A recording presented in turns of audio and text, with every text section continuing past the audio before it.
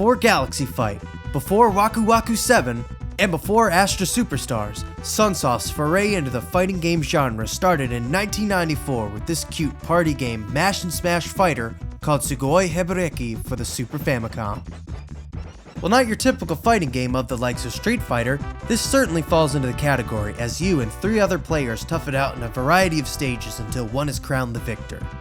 Each of the 8 playable characters has a small array of moves at their disposal, like punches and kicks, but character-specific attacks help maintain variety, like the Penguin who has his toboggan, Hebe who yo-yos his head at foes, and the Ghost of Hammer and Harry who has his mallet and shoots his eyeballs at people. That's fucking rad. In case you couldn't tell, this game doesn't control like your run-of-the-mill fighter. I labeled it a mash and smash fighter in my intro for a reason, as it has more in common with Super Smash Bros. Than it does with Street Fighter, as no quarter circle forwards or half circle backs will pull off your moves.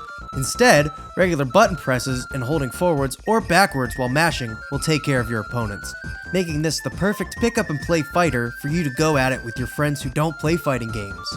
Also, it supports up to 4 players, so time to pull out that multitap you never use and put it to some good use. The stages are all pretty standard, but do garner some interesting designs from time to time.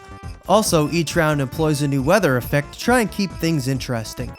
Stages do have gimmicks like the teleporters in the lava stage, the fans in the moon stage, and the snowmen of death on the ice stage, but aren't implemented as well as they could be, so they more or less just add to the slowdown.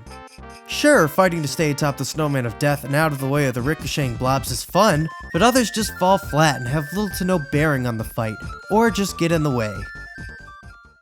To further my comparison to Smash Bros, there are a number of items that get dropped during bouts that either help or hurt players, like extra health, super attacks, hoverboards, and bombs. The game also bears a resemblance to the Bomberman series, as players who have bitten the dust turn into blobs and can continue to annoy the remaining fighters. Sugoi Hebereke is a great basic fighting game fit for even the most unexperienced gamer, which is perfect as the game is best enjoyed with a group of friends.